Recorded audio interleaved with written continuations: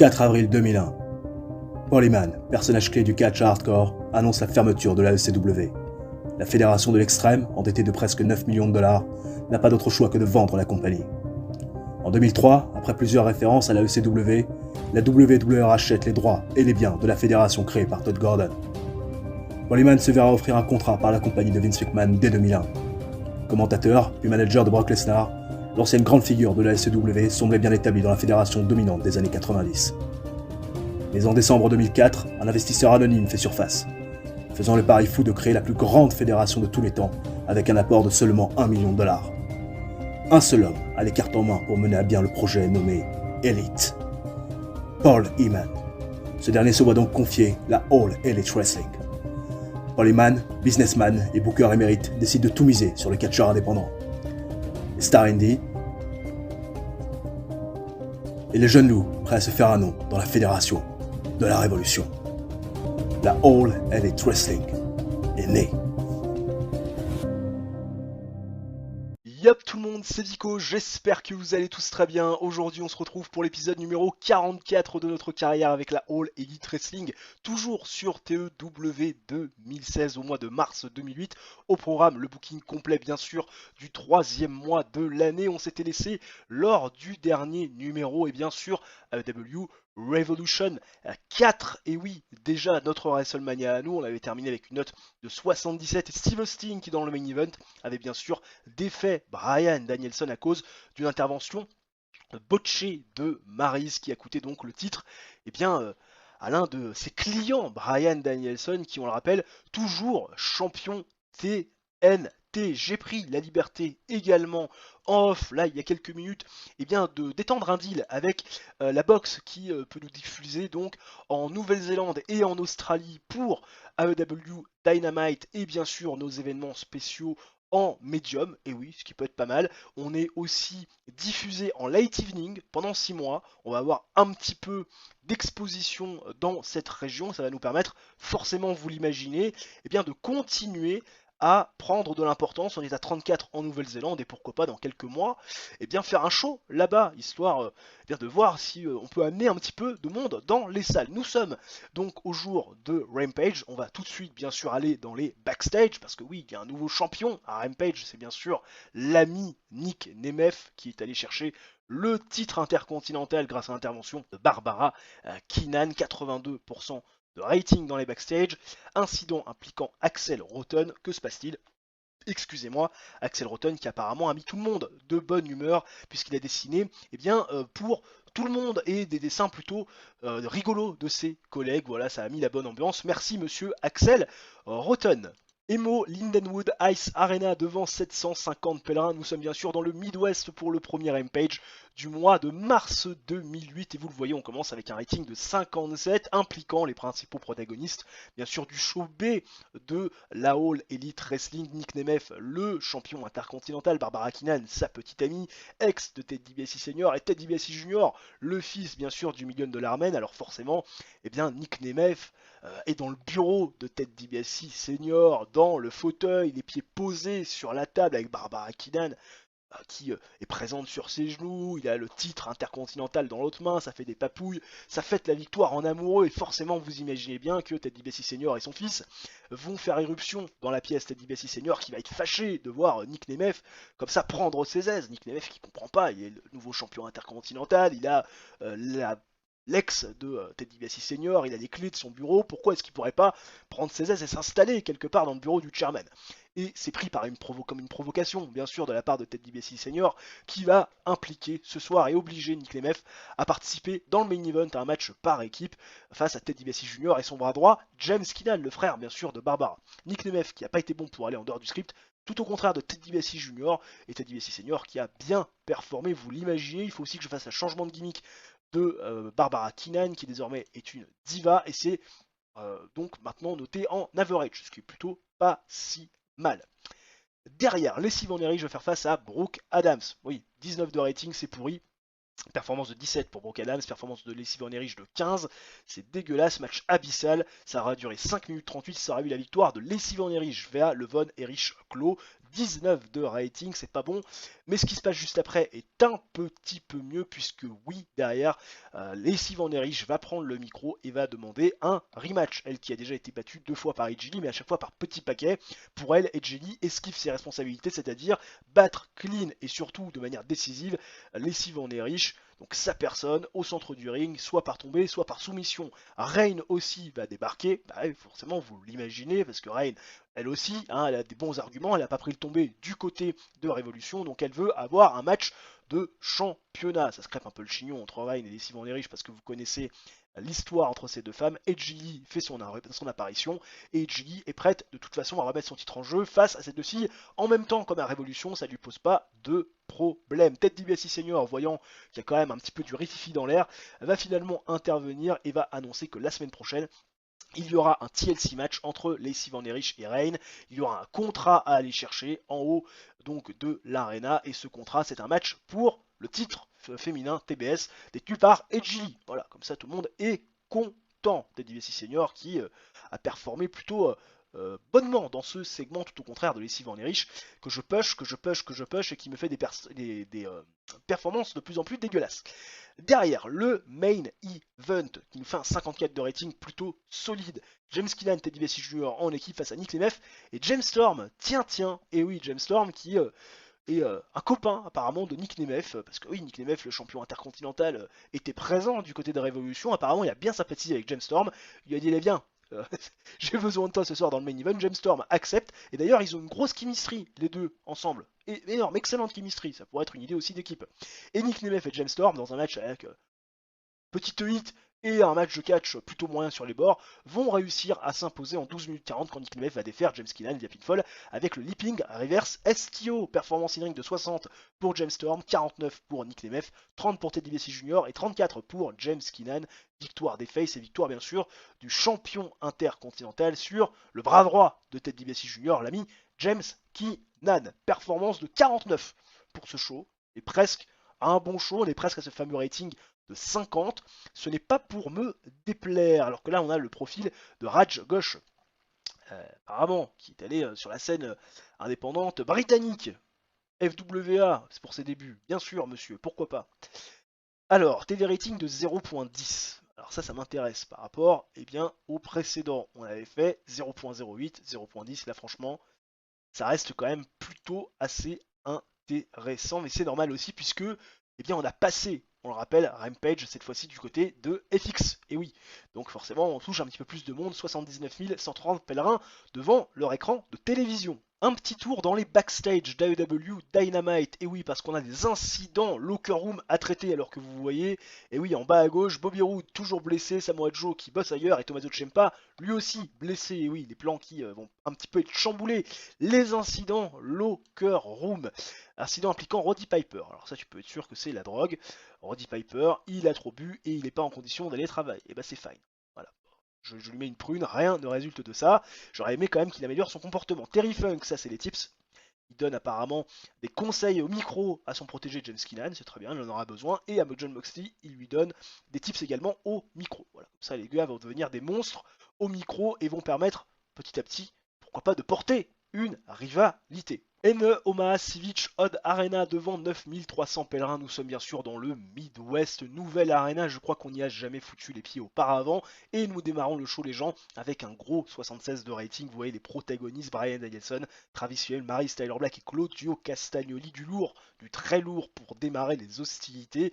Bryan Danielson, Travis Fiel et Maryse qui sont les premiers à arriver sur le ring. Bryan Danielson, micro à la main, qui va prendre la parole et qui nous explique que sa seule satisfaction de la semaine dernière lors de Révolution, c'était d'avoir blessé Tommaso Ciampa, qui, malgré le fait d'avoir été déclaré vainqueur par compte out, a été blessé par la puissance du Slayer, du coupeur de tête de la All Elite Wrestling. D'ailleurs, il précise que ce garçon ne méritait pas d'être dans un match de championnat. C'est pourquoi, quelque part, il a été puni d'une blessure. Bryan Danielson, il n'a uniquement le titre TNT sur les épaules, pas le titre mondial, et il en parle de ce titre mondial qu'il aurait dû gagner. C'était son objectif de Révolution, mais que finalement, il n'a pas pu aller river les épaules de Steve Austin, le toujours champion de la All Elite Wrestling, pour une seule raison. Et il pointe Maryse comme raison principale qui a botché son intervention. Et il va finir par virer Maryse sur le champ. Oui, la sécurité qui va prendre en charge Maryse, qui va virer Maryse du ring de Bryan Danielson. Travis Fimmel qui comprend pas, qui est en train de s'en prendre à Bryan Danielson, le pousser, lui dire qu'est-ce qui se passe, qu'est-ce que tu fais, Bryan Danielson, qui lui fait comprendre que c'est lui le patron, que c'est lui qui dirige et qu'il a intérêt de filer droit s'il veut lui aussi avoir toujours la possibilité d'être avec Bryan Danielson, avec sa personne, le catcheur aujourd'hui le plus populaire et le plus important de la fédération. Bryan Danielson va forcément être très challengé, vous imaginez bien, dans un moment de confusion, par Tyler Black qui veut, lui, son match de championnat. Et oui, il a gagné la Battle Royale lors de Révolution, il veut son match de championnat. Bryan Danielson avait complètement oublié que Tyler Black avait remporté cette fameuse Battle Royale de second rang, mais il ne va pas être le seul garçon à interrompre Bryan Danielson et à vouloir une opportunité au titre, puisque Claudio Castagnoli, lui aussi, va faire son arrivée. Claudio Castagnoli vous explique qu'il n'avait pas été présent du côté de Révolution pour la Battle Royale. Il était finalement resté hacké à cause d'un avion qui n'avait jamais pu décoller. Il aimerait lui aussi pouvoir avoir la chance de battre Bryan Danielson pour le titre TNT, pour lequel il a beaucoup tourné autour sans jamais l'avoir remporté. Bryan Danielson stipule bien à tout le monde qu'il n'est pas question d'un triple threat et Tyler Black en bon babyface accorde à Claudio Castagnoli un match ce soir dans le main event pour remettre en jeu sa place de challenger numéro 1. Très intéressant, Tyler Black qui est un compétiteur et veut la grosse compétition et surtout river les épaules peut-être pourquoi pas d'un Claudio Castagnoli pour avoir encore un maximum de confiance avant son affrontement face à Bryan Danielson. Bryan Danielson qui a été très bon pour aller en dehors du script, sa gimmick style un petit peu, c'est-à-dire qu'elle stagne. Claudio Castagnoli qui a bien aimé pouvoir aller en dehors du script, et Maryse qui a pas très bien performé. Derrière, absolument pas. Ken Anderson face à James Storm. James Storm qu'on a vu en action bien sûr dans la Battle Royale, à Révolution, il a fait la plus d'élimination, et puis surtout on l'a vu dans le main event de Rampage, il affronte Ken Anderson dans un match qui fait 53, 10 minutes 18 de combat, match pauvre. James Storm défait Ken Anderson avec le 8 second ride, performance de 57 pour James Storm quand Ken Anderson est à 27. Bob Holly qui, à la suite de ce match de James Storm et de sa victoire, va confronter James Storm et Bob Holly va faire part de sa frustration. Oui, clairement, Bob Holly il était là à la All Elite Wrestling pour finalement briller, pour être quelqu'un d'important. En fait, Bob Holly, il n'a pas souvent des opportunités, et puis surtout, à chaque fois qu'il en a, il paume, et ça l'emmerde. Voilà, il en a marre qu'on parle de Tyler Black qui a gagné la Battle Royale, de James Storm qui a fait le plus d'éliminations. Il en a plein le cul d'entendre tout ça, il veut du respect. James Storm lui dit, écoute, si tu veux du respect, viens le chercher dans le ring. Ah oui, hein, bon bagarreur, le cowboy, forcément, vous l'imaginez. Les champions par équipe, New Age Outlaws, tout fraîchement couronné à Révolution, qui font face à Ted DiBiase Jr. et Kip James et James Keenan, que dis-je. Petit lapsus, match décent où les New Age Outlaws vont défaire bien sûr la clique à Ted DiBiase Senior, le milieu de l'arène, 8 minutes 46 de combat, Kip James qui défait James Keenan via pinfall avec le Spike Pile Driver, 72 de rating, des performances de 34 pour James Keenan, de 30 pour Ted DiBiase Jr., performance de 77 pour Beiji, ça commence à augmenter, et 82 pour Kip qui s'envole, qui est retrouver ses notes d'avant, du tout début de carrière, où il était intouchable, intestable dans la division par équipe.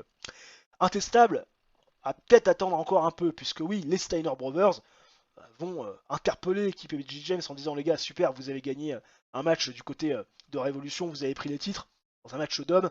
Maintenant, nous on veut notre rematch, mais surtout on le veut dans les règles de l'art, puisque on est avant tout là pour faire du catch et pas pour casser la gueule de quelqu'un en dehors des règles d'un match de simple, d'un match de catch classique. Ah, ça y est, on change un petit peu son fusil d'épaule du côté des Steiner Brothers, battus à leur propre jeu, qui veulent désormais bien avoir un rematch dans les règles de l'art. Vous imaginez bien que Kip James et Beiji sont prêts, bien sûr, à leur octroyer ce droit de rematch qui est dans leur clause. Ce sont des fighting champions et la storyline avance, bien sûr, grâce à ce segment.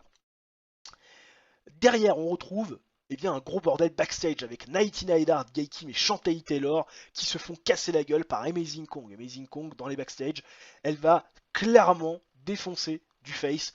Elle va faire giser Nighty Neidhart, Geikim et Chantilly Taylor au sol. On voit un peu de sang qui est en train de tacheter un petit peu le sol également. Amazing Kong très énervé. Don Callis qui a le titre de champion féminine sur l'épaule. Don Callis qui clairement interpelle Jetta en lui disant voilà le message, tu as voulu attaquer Amazing Kong à coup de chaise du côté de Révolution, avoir un impact. Regarde ce qu'il en coûte d'énerver Amazing Kong, tu es la prochaine sur la liste. Et Female Monster avance avec ce segment. Notez le bon boulot de Don Callis du côté de ce segment, alors que la gimmick d'Amazing Kong style un peu, mais pas très grave pour l'instant. Et enfin le main event qui nous fait un gros 74 de rating. Tyler Black face à Claudio Castagnoli, face contre face. Bon match, c'est défini comme tel. Ça va durer 14 minutes 46 et ça va se terminer par le God Last Gift de Tyler Black sur Claudio Castagnoli. Tyler Black remporte une victoire clean sur Claudio Castagnoli qui n'était pas accompagné de Roddy Piper à cause de la drogue qui s'était trop injectée dans le sang. Tyler Black prend une victoire très importante, complètement clean. Tyler Black et Claudio Castagnoli qui ont une bonne chemistry pour s'affronter. Ça a boosté le match, performance de 69 pour Tyler Black et de 70 pour Claudio Castagnoli. Tyler Black, l'ancien protégé de Raven et de Kevin Nash, qui est toujours le challenger pour le titre TNT, qui va obtenir, vous l'imaginez, son match de championnat très prochainement. 66 de rating global, puisque pas assez de storyline intéressante. Ah bon? Pas assez de storyline intéressante? Bah quand même, Tag Team Generation, c'est quand même pas mal. Female Monster aussi. Comment ça, pas assez de storyline intéressante? Storyline. Il en faut 2 à 59 de hit.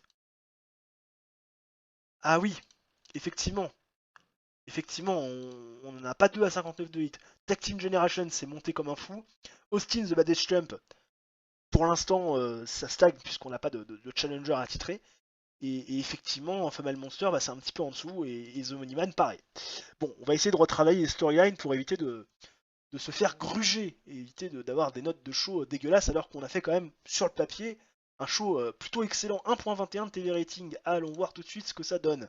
1.21, 911 810. Là on a fait sell out, c'est absolument extraordinaire. Et oui, là on fait 30 000 viewers de plus. Là on a passé un énorme cap malgré un show rating plutôt moyen par rapport à la semaine dernière, mais on risque de payer cette note-là sur le show de la semaine prochaine. On sait comment ça marche désormais. Brooke Adams qui me demande une augmentation de salaire. Et oui, comme quoi tout peut arriver. Brooke Adams payé actuellement 230$ par apparence, qui veut 480. Et oui, elle veut 250 de Perez. Je lui ai donné 75%. Normalement, elle devrait pas faire la gueule, notre amie Brooke Adams. J'aimerais qu'elle me prouve un petit peu plus. Ah oui, avant de pouvoir l'augmenter totalement. Hein. Il faut être à la hauteur de son salaire, madame. Et oui, toujours. Après Brooke Adams, c'est désormais Edgy Lee qui me demande une augmentation de sa casque. Décidément, la division féminine de Rampage veut une augmentation. J'espère qu'ils vont pas faire grève, hein, clairement. Apparemment, payer 330$ par apparence, c'est moins que les 600 qu'elle vaut. Elle veut 270 de plus. Et bah, pareil, 75%, on fait la technique à la Sturie normalement. Elle devrait pas faire la gueule, notre cher Edgy Lee. J'espère que les copines vont pas rappliquer pour me demander encore des augmentations, parce que là, ça commence à faire beaucoup. De retour dans les backstage d'AEW Rampage, vous voyez 88% de rating dans les vestiaires, mais des locker room incidents, on va tout de suite aller les traiter. Incident impliquant Don Callis et Ted DiBiase Senior, ça peut être la cour des catcheurs. Effectivement, Don Callis a été amené devant la cour des catcheurs, accusé d'avoir oublié de payer sa note au bar. Le juge Ted DiBiase Senior l'a rendu coupable et sa sentence est de payer un coup à boire pour tout le monde. Après le show, c'est vintage. Encore une fois, Don Callis, on espère qu'il va apprendre de ce mauvais comportement, parce que là, je pense que au niveau salaire, il est quand même assez perdant. Oui, ça coûte quand même moins cher de payer sa note au bar que de payer un coup à boire pour tout le monde. Surtout que là, il y a des mecs qui, à mon avis, boivent plus qu'une bière, hein, genre Beji, genre Roddy Piper, à mon avis, ces garçons-là, je pense qu'ils sont capables de truiner un frigo à eux seuls, il n'y a pas de problème. Emo Lindenwood Ice Arena devant 750 pèlerins pour le deuxième Rampage du mois de mars 2008. Et oui, toujours dans le Midwest, dans notre arena mère, bien sûr. C'est là où on fait la totalité de nos shows en ce qui concerne Rampage, le show B de la All Elite Wrestling. Et vous voyez, on prend pratiquement les mêmes et on recommence avec Nick Nemeth. Bratsu Bratsu avec Barbara Keenan, interviewé par Tammy Stitch. Nick Nemeth qui nous parle bien sûr de son match dans le main event la semaine dernière où il a fait équipe avec James Storm, où il a battu, on s'en souvient, James Keenan, Barbara Keenan, qui aimerait, d'ailleurs elle le dit, que son frère se défasse un petit peu de l'emprise de Ted DiBiase Senior, le $1 Million Man, son ex qui ne le considère pas. Bref, pas mal de belles paroles de Barbara Keenan et de Nick Nemeth qui vont être interrompues par Ted DiBiase Jr. qui n'a clairement pas le sourire et qui va aller à la confrontation directe avec Nick Nemeth en lui disant que lors de Révolution, il lui a gâché son moment, qu'il ne devrait pas être champion intercontinental. Tout ça, c'est de la faute de Paul Heyman qui a rajouté Nick Nemeth dans le combat Ted DiBiase Jr. Techniquement, il était censé affronter Brandon Tomaselli en one-on-one et donc il n'accepte pas la prise de pouvoir de Nick Nemeth. Et Nick Nemeth lui dit écoute, si tu ne l'acceptes pas, tu peux faire quelque chose contre, c'est-à-dire prendre le titre de mes mains et tu peux le faire ce soir dans le main event. Je t'en donne l'opportunité. Nick Nemeth, c'est le show-off. Il aime bien se mettre en valeur, il aime bien être bien accompagné, mais il n'en oublie pas le principal, c'est d'être un champion combatif et de répondre à tous les challenges. Nick Nemeth qui a apparemment bien performé pour aller en dehors du script, il a eu la foule dans sa main. Derrière, Reign face à Lacey Von Erich. Et oui, ce fameux TLC match où il faut prendre le contrat, et oui, en haut de la salle. Reign face à Lacey Von Erich, match avec un petit peu de hit et du catch embarrassant, tu mettant il n'y a que 22, performance de 28 pour Reign et de 17 pour Lacey Von Erich. C'est la heel Lacey Von Erich qui va défaire Reign dans ce match TLC quand elle va aller chercher l'item, bien aidée par Angel Williams qui a bien sûr distrait Reign à un certain moment et qui a fait passer cette dernière à travers une table, ce qui a permis à Lacey Von Erich d'aller chercher ce contrat et d'obtenir un match one-on-one face à AJD dans les prochaines semaines pour le titre TBS. La pauvre Reign ne pourra toujours pas aller chercher son opportunité. Eh oui, malheureusement. Il peut performer dans d'autres matchs, je me doute. Lacey Von Erich, je me dis rien. Tu me diras, t'es bien contente d'avoir déjà gagné le match. Ted DiBiase Jr., Nick Nemeth, ça fait 36. C'est un petit peu dommage, on va pas se le cacher. Cette note, je m'attendais quand même un petit peu à mieux, des performances de 29 pour Ted DiBiase Jr. et de Nick Nemeth pour 37. Match terrible où Nick Nemeth, le champion, va défaire en 13 minutes 15 Ted DiBiase Jr. avec le Leaping Reverse STO après la distraction de Barbara Keenan. Ce qu'il faut savoir, c'est que Ted DiBiase Jr. est venu, Ted DiBiase Senior pardon, est venu distraire aussi Nick Nemeth et que Barbara Keenan a rééquilibré les forces et que dans ce équilibrage donc d'intervention, Nick Nemeth a pris le meilleur sur Ted DiBiase Jr. donc faisant donc sa première défense du titre intercontinental. Ce show devrait être moins bon que le précédent. On fait 36. Effectivement, c'était un show très moyen. Je m'attendais quand même un petit peu à mieux. On va pas se le cacher. Tiens, le profil de New Jack. Mon Dieu. Vous connaissez bien New Jack pour ceux qui ont suivi la carrière de Sturi, membre des Gangstas avec Mustafa Saïd. Voilà, brutal, violent, très con aussi, on peut le dire, New Jack, mon dieu. Lui, je prendrais pas le pari de le faire venir dans le locker room. 0.10 toujours de TV rating. Je pense qu'on va payer la note de ce mauvais show la semaine prochaine. 75 000 personnes devant sa télévision. On perd déjà 4 000 pèlerins devant les écrans. 36 de rating, c'est clairement un mauvais show. Je vais avoir à cœur la semaine prochaine d'en concocter un qui sera bien supérieur et qui passera les 50 parce que, comme je l'ai dit et répété, 50 pour moi sur un show B, c'est un show de qualité. Aucun incident backstage cette semaine dans les locker rooms d'AEW Dynamite, donc du coup on va se laisser aller à un petit middle très random entre Edge Lee et Matt Jackson. Ces deux personnes qui ont une influence positive dans les locker rooms, on va voir si ça peut matcher, n'ont pas d'effet particulier. Et écoutez, je book le show de mon côté, puis comme d'habitude on en parle juste après, ne bougez pas. Omaha Civic Odd Arena devant 9300 personnes. Et oui, nous sommes dans le Midwest et comme la semaine dernière, nous faisons salle comble et nous démarrons le show les gens avec un gros 77 des familles. Le retour de Steve Austin que l'on n'avait plus vu depuis Révolution 4 et bien sûr sa défense avec succès du championnat de la All Elite Wrestling face à Bryan Danielson dans le main event de notre WrestleMania à nous. Steve Austin qui va interrompre Jon Moxley qui était interviewé par Tammy Stitch parce que oui, Jon Moxley il s'est rallié il y a quelques semaines, de cela à Tyler Black. Et oui, dans ce fameux match Kevin Nash face à Tyler Black, l'élève contre le maître, il avait interféré en faveur de son ancien partenaire de The Nest avec qui il a été champion du monde par équipe, faisant donc du même coup son face turn. Seulement, il y a quand même pas mal de choses qui tournent autour de Tyler Black. Il est, on rappelle, challenger numéro 1 au titre TNT, il va avoir son opportunité très bientôt face à Bryan Danielson, mais Jon Moxley n'a rien, et Steve Austin lui dit, mon petit pote, ça serait peut-être quand même l'occasion là de briller un petit peu. Et oui, il fait ses trucs un petit peu de son côté. Tyler Black, toi aussi, tu dois un petit peu penser à ta carrière. Et ce soir, je vais te donner l'opportunité de briller, hein, parce que Bryan Danielson n'a pas trop accepté sa défaite à Revolution 4. Il pense que c'est à cause de Maryse qu'il n'a pas pu prendre le titre. Donc ce soir, sachant qu'il est accompagné, je vais avoir besoin de quelqu'un dans le main event pour couvrir mes arrières, et donc je pense que ça serait une bonne idée que tu t'allies à moi ce soir dans le main event pour faire face à Bryan Danielson et à Travis Fimmel. Steve Austin qui donne une opportunité à Jon Moxley.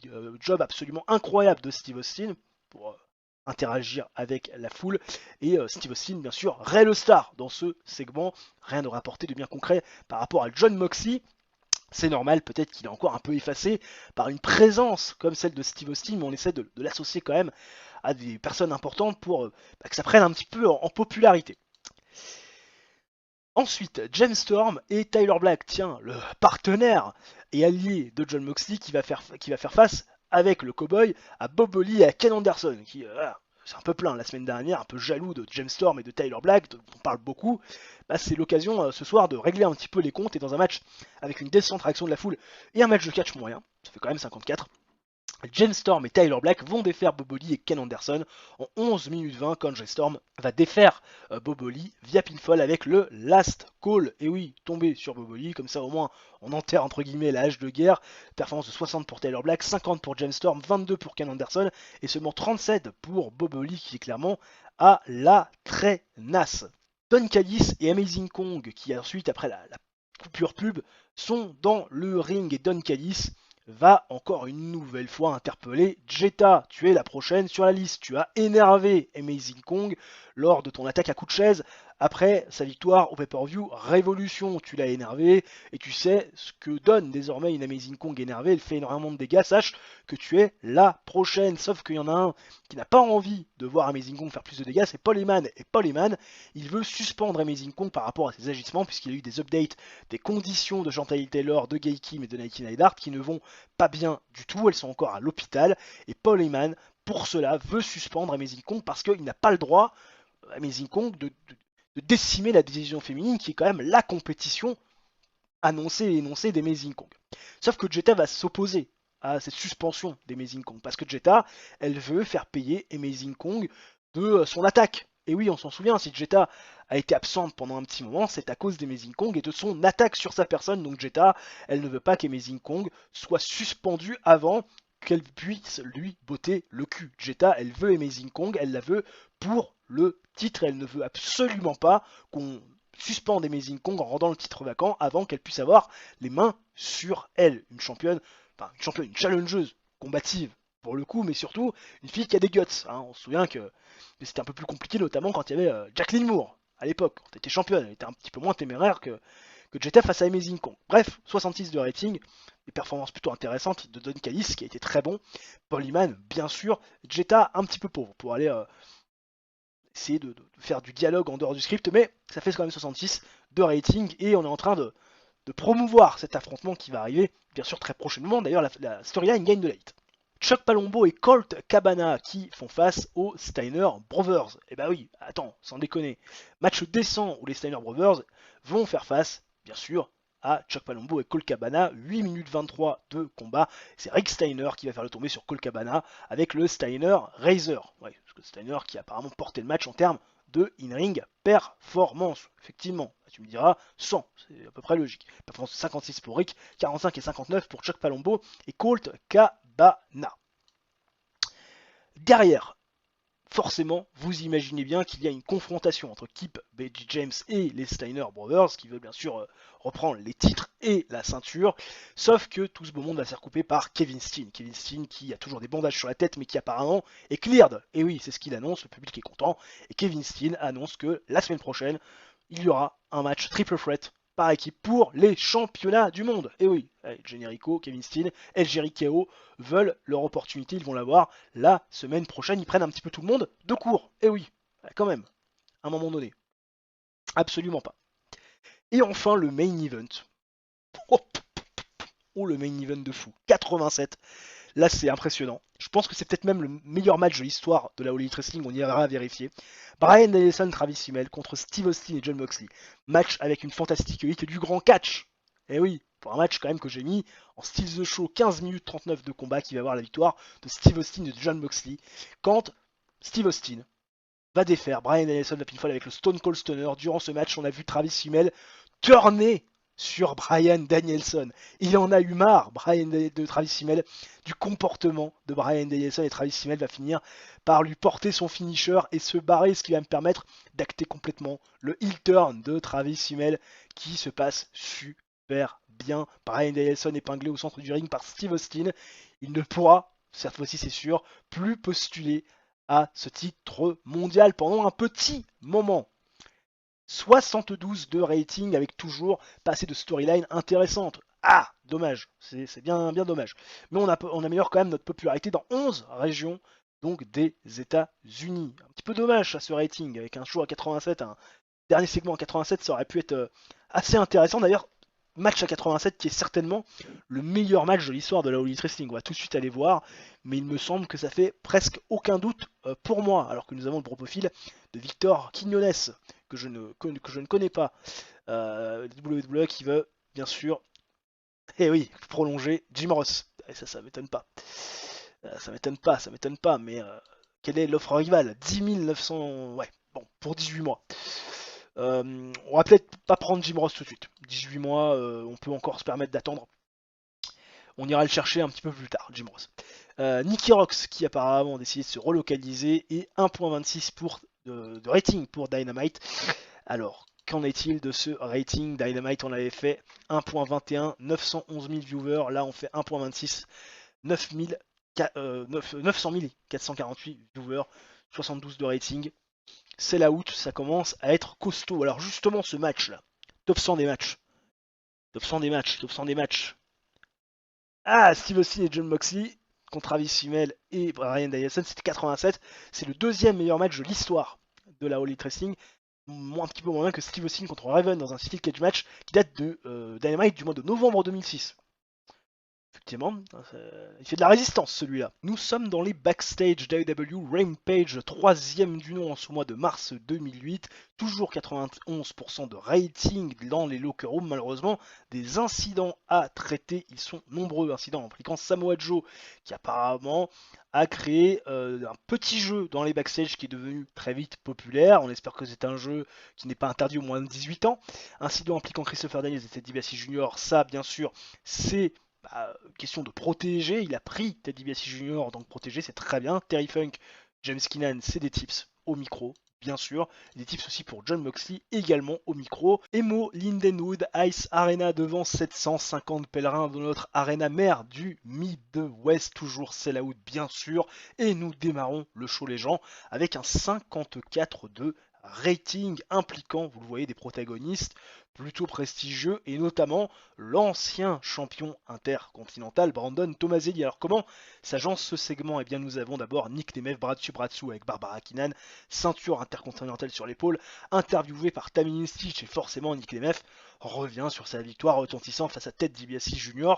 dans le main event de la semaine passée. Il met en valeur ses qualités athlétiques, ses atouts dans le ring, la personne aussi qu'il a au bout de son bras, enfin bref, sa réussite, et il est interrompu par Brandon Tomaselli, qui est très poli, très courtois, qui salue Tammy Stitch avec un petit baiser sur la main, qui va également avoir des mots gentils à l'attention de Barbara Keenan, et qui va serrer la main comme un gentleman à Nick Nemeth en disant voilà, très impressionné de ce que tu as fait, c'est vraiment intéressant ce que tu es en train de réaliser, tu fais vraiment des très gros matchs, tu es en train de donner des raisons aux gens de continuer à regarder notre produit, et c'est très bien, mais voilà, n'oublie pas que moi j'ai un rematch dans ma clause, et que ce rematch je ne l'ai toujours pas eu, et que je vais venir pour ce rematch, je t'invite, puisque Voilà, tu es le champion et quelqu'un, j'imagine, qui considère ses adversaires à regarder ce que je fais ce soir dans le main event face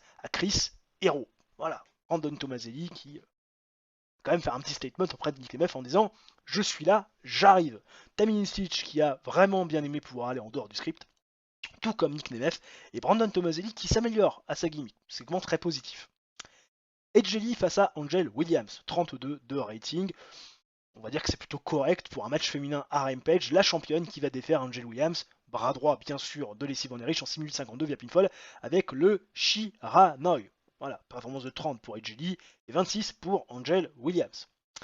Derrière, forcément, vous imaginez bien que Lacey Van Erich était pas loin et va se ruer sur Edge Lee pour lui faire mordre la poussière et le save va être fait par Rain, bien sûr, qui veut se venger un petit peu quelque part de ce qui s'est passé la semaine dernière. On rééquilibre un petit peu les forces, oui, parce que Rain, elle s'est fait encore avoir par Lacey Van Erich et par la supériorité numérique qu'avait sa rivale de longue date au sein du show Rampage. Et enfin, le main event qui nous fait un petit 44, on n'arrivera pas à faire un show extraordinaire, petit 44 pour ce main event entre Brandon Tomaselli et Chris Hero. On va dire que c'est plutôt intéressant au niveau de la durée du combat, puisqu'on a laissé presque 12 minutes. Malheureusement, ils n'ont pas réussi à faire grand chose de ces 12 minutes, puisque le match est considéré comme terrible. Performance de 26 pour Chris Hero, 46 pour Brandon Tomaselli. Victoire, bien sûr, de l'ancien champion et actuel challenger numéro 1 au titre de Nick Nemeth, qui était présent à la table des commentateurs pour commenter l'action. Victoire importante avant son rematch. Et on fait un 44 de rating. Pas grand chose à dire de bien particulier sur le show. Bon, on va dire que on est loin, très très loin de ce que j'aurais voulu pondre en termes de qualité, mais que voulez-vous? Malheureusement, tout ne se passe pas toujours comme prévu. Au niveau du show history, on est à 78 000 viewers. Et oui, est-ce qu'on fait mieux que la semaine dernière? Effectivement, plus de 3 000 viewers de plus, avec un show qui aura été 8 points supérieur à celui de la semaine passée. J'ai des incidents backstage à traiter, les gens dans les locker rooms de ce troisième AEW Dynamite du mois de mars 2008. Et oui, ça clignote rouge. Et vous le voyez déjà en bas à gauche, Beji James n'est pas présent. Trop de drogue. Et oui, il n'est pas en condition de travailler, il était rapatrié chez lui, Beji James. Ça m'embête bien parce qu'il était censé remettre son titre en jeu dans un triple threat match cette semaine. Donc on va être obligé de trouver une petite parade qui m'embête bien d'ailleurs. Tammy Sitch, incident impliquant Tammy Sitch, on imagine que c'est la drogue aussi. Non, elle a pris de la hit au niveau du locker room à cause de son attitude récente. Voilà. Et apparemment, c'est en train de tourner dans une mauvaise situation pour elle. Ça va être fine. C'est important qu'elle se calme, Tammy Stitch. Mais je pense qu'elle va pas tarder de se barrer. Parce qu'elle me supporte plus, malheureusement. Bon, bref. C'est la reste pour ce show. Je sens que ça va être difficile. Emen Target Center devant 9500 pèlerins. Nous sommes bien sûr dans le Midwest, notre région de prédilection. Sell out à n'en pas douter. Et nous démarrons les gens avec un énorme 82 rating. Avec du monde, du très beau monde pour ce segment d'ouverture. Paul Heyman qui convie dans son bureau les Steiner Brothers, El Jericho et la moitié des champions du monde par équipe. Kip James pour annoncer la mauvaise nouvelle, à savoir que Beji a malheureusement échoué à un drug test, avertissement sans frais pour les champions par équipe, mais lors de la prochaine infraction, forcément, Paul Heyman devra prendre des dispositions et ce soir, il va devoir, en remplacement de ce triple threat par équipe pour les championnats du monde, voir une solution de remplacement. Et sa solution de remplacement, c'est un match entre El Jericho et les Steiner Brothers. On sait qu'il est lourd de sens et d'histoire et ce match sera pour la place de challenger numéro 1, ce qui ne plaît pas du tout aux Steiner Brothers qui avaient dans leur clause un rematch. Et oui, effectif, mais Paul Heyman part du principe qu'avec leur agissement, avec notamment pas mal de coups bas dans les backstage, il est important de remettre les choses en place et surtout de régler les comptes. Et quoi de mieux que de proposer aux gens El Jericho face aux Steiner Brothers dans un match qui était clairement, on va pas se cacher, prémédité pour cette fameuse place de challenger numéro 1. Le match est acté et officialisé par Paul Heyman. Kevin Steen qui n'a pas fait du bon boulot pour aller en dehors du script, même si il a été aidé bien sûr par Becky Benness et puis bien sûr Steiner Brothers qui ont plutôt paru bons dans ce segment, tout comme l'ami Kip James. Derrière, Bryan Danielson va faire face à Colt Cabana dans un match qui nous fait un énorme 78. Et oui, que voulez-vous? Belle note, Bryan Danielson, Colt Cabana, 11 minutes 25 de combat, je l'ai mis en storytelling. Et Bryan Danielson, bien sûr, dans un bon match, va défaire Colt Cabana en 11 minutes 25 via pinfall avec le Dragon Suplex. 75 donc de performance in-ring pour Bryan Danielson et 58 pour Colt Cabana. Derrière, Bryan Danielson va forcément appeler, vous l'imaginez bien, l'ami Travis Fimmel par rapport à ses agissements de la semaine dernière. Lui qui s'est retourné contre Bryan Danielson, le champion TNT, lors de son match face à Steve Austin et bien sûr John Moxley. Il s'est pris tombé par Steve Austin et donc Bryan Danielson veut aujourd'hui des explications de Travis Fimmel, mais surtout que Travis Fimmel réponde de ses actes. Mais ce n'est pas Travis Fimmel qui va venir interrompre Bryan Danielson, se positionner face au champion TNT. C'est bien sûr Tyler Black, son challenger, qui n'a pas grand chose à foutre aujourd'hui de ce qui se passe entre Bryan Danielson et Travis Fimmel. Ça l'intéresse pas forcément beaucoup, quoiqu'il est content malgré tout de voir que Travis Fimmel a eu assez de guts pour, comme lui, s'échapper de l'emprise d'un leader qui ne jurait que par lui. Et Tyler Black, lui, ce qu'il veut, c'est avant tout son titre TNT, son opportunité pour le championnat secondaire de la fédération, dans un moment où Bryan Danielson n'est pas forcément très en confiance, puisque désormais seul, oui, plus Mike Mizanin, plus Maryse, et plus non plus l'ami Travis Fimmel.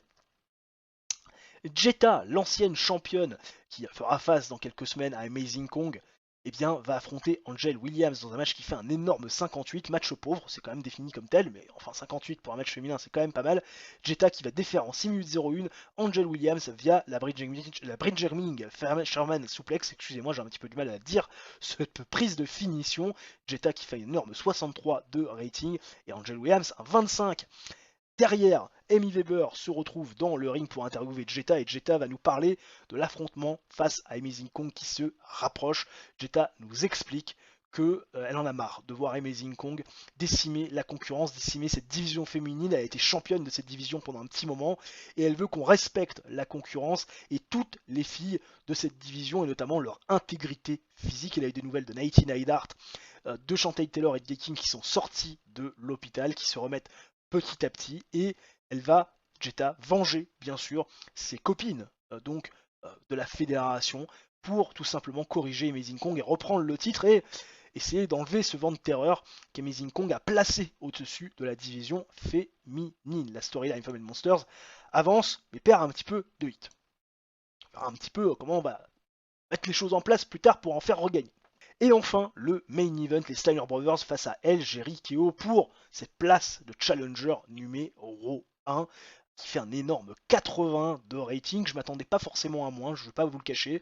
Je pensais sincèrement que ça pouvait dépasser les 80 et si on avait fait en dessous, ça aurait été peut-être un petit peu décevant. 81 de rating, match avec du grand catch et une bonne hit. El Jericho face à Steiner Brothers, 18 minutes 15 de combat qui va se terminer après la victoire d'El Jericho sur Rick Steiner via pinfall. Et oui, El Jericho qui va faire le pin, c'est très très rare pour être signalé. Des performances de 52 pour Rick, de 81 pour Scott, 80 également pour Kevin Steen et 83 pour El Jericho. El Jericho qui fait 83, qui fait la meilleure prestation de ce match. Ça laissait pousser des ailes, je lui ai dit tu vas faire le tomber, il s'est dit allez, faut que je justifie cet honneur qu'on me fait.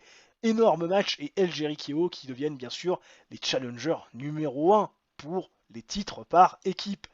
Derrière, Kip James va forcément, vous l'imaginez, venir auprès d'El Generico et Kevin Steen, les féliciter, leur serrer la main, leur taper sur l'épaule.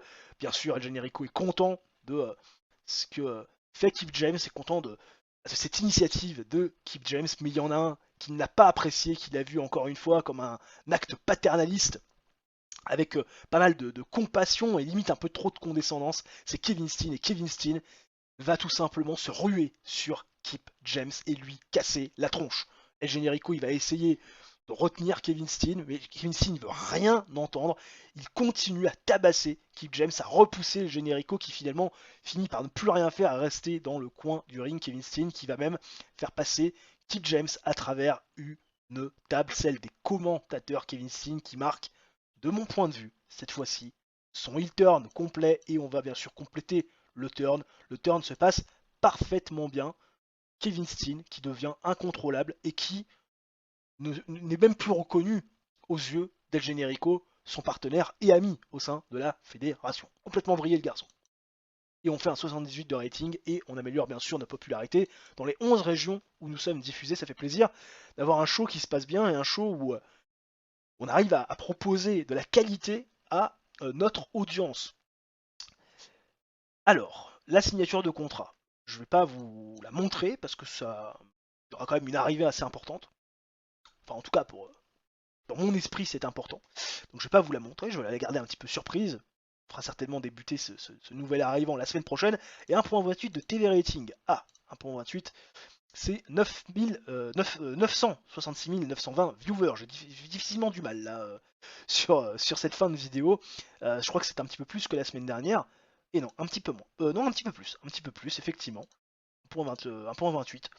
On gagne de la popularité, toujours une belle tendance. Un peu plus de personnes devant la TV et des shows qui continuent à monter en termes de qualité.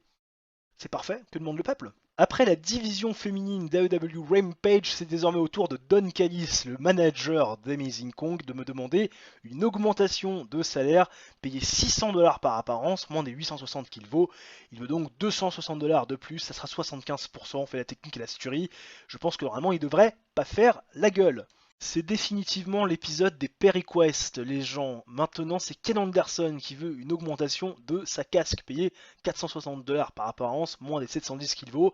Et ben c'est toujours pareil, c'est 75% et normalement, ça devrait pas faire la tronche. De retour dans les backstage d'AEW Rampage, et vous le voyez, ça clignote rouge. Il y a quelques incidents à traiter. On va tout de suite voir ce qu'il en est. C'est des tips de Terry Funk, d'abord pour James Keenan.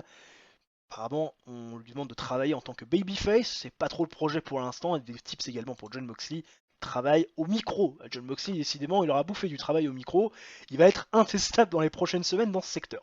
Emo Lindenwood Ice Arena devant 750 pèlerins, toujours dans notre arena mère, c'est la out, et oui, on aura fait tous nos shows dans le Midwest, région des États-Unis, où on est bien sûr le plus populaire. On démarre avec un 43 de rating, avec Ted DiBiase Jr. qui est au micro de Tammy Stitch et qui nous explique qu'il a du mal, depuis sa défaite face à Nick Nemeth pour le championnat intercontinental, il a du mal à manger et à dormir parce que il considère qu'il n'a pas pu prendre le titre intercontinental à cause d'une seule et unique personne, à savoir Barbara Keenan, l'ex de son padré, et il considère que c'est un affront fait à Ted DiBiase Senior d'aider Nick Nemeth, qui ne respecte absolument pas le $1 000 000 man, qui a donné tant d'opportunités à tant de monde depuis la création de Rampage, et donc forcément il challenge à nouveau Nick Nemeth pour un match pour le championnat intercontinental dans les règles de l'art, sans intervention aucune, pour tout simplement prendre le titre intercontinental des mains de l'envahisseur et redorer le blason de la DiBiase Family, et surtout donner du prestige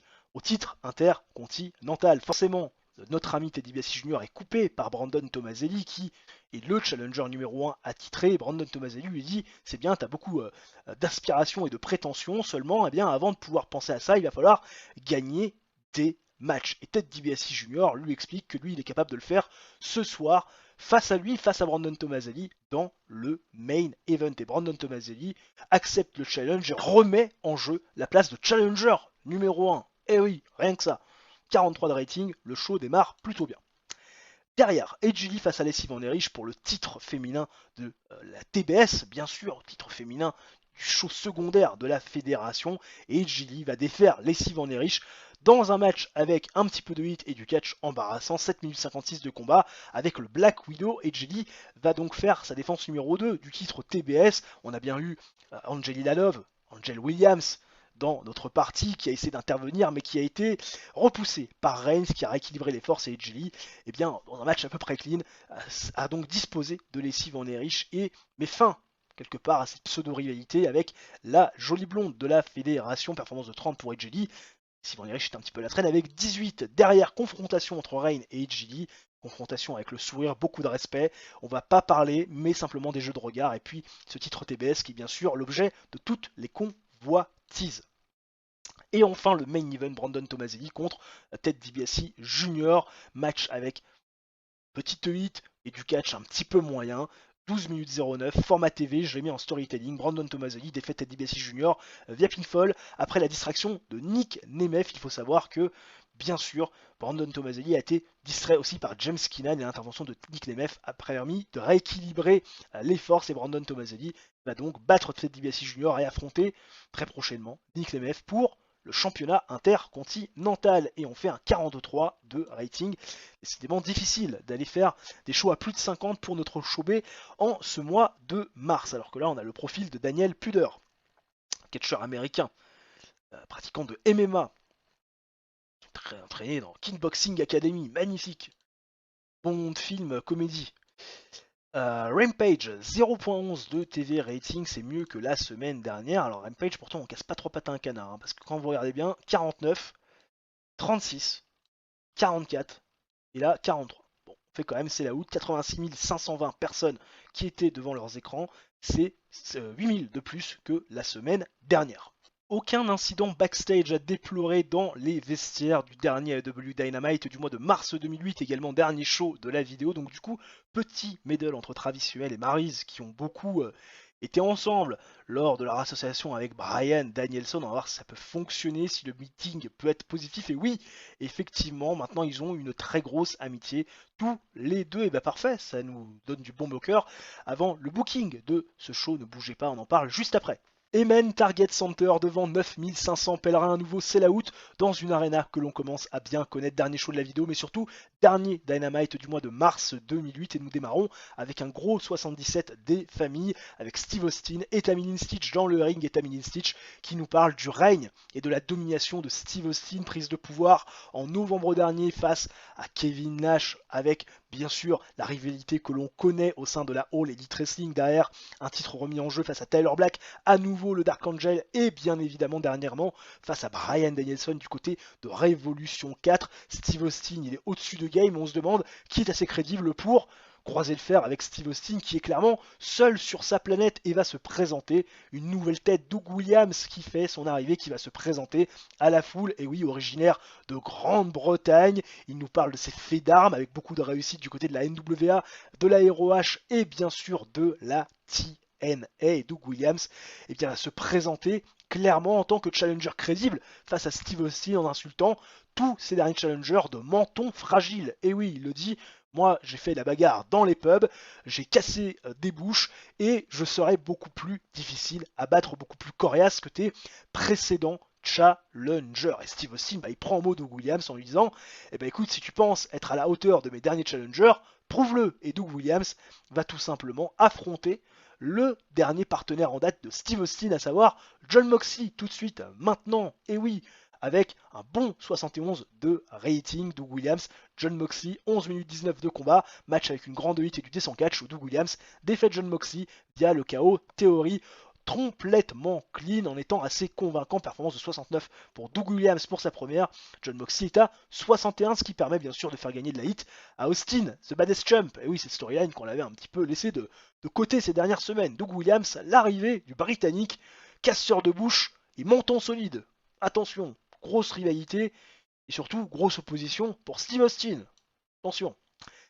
Tammy Stitch qui est avec El Jerry KO. Et bien évidemment, on veut les impressions, mais surtout on veut les raisons du pourquoi Kevin Steen a attaqué comme cela Kill James. Alors Generico, il n'est pas trop à l'aise avec la situation, il comprend pas le changement de comportement de son meilleur ami, mais Kevin Steen va prendre le micro et va expliquer à Tammy Stitch qu'il en a marre de la compassion de ses pairs, marre de voir aussi que le public les prenne en pitié, et surtout voir le fait qu'on ne les considère pas. Et oui, le fait que Kill James soit venu pour leur serrer la main, taper sur l'épaule, c'était très paternaliste, l'air de dire bravo les petits potes, bien joué. Non, on veut pas, il ne veut plus Kevin Steen être traité comme un gamin, il ne veut plus avoir la compassion de ses pairs, et il ne veut pas non plus être pris en pitié par les gens, il veut être respecté pour ses habilités dans le ring et pour ses accomplissements.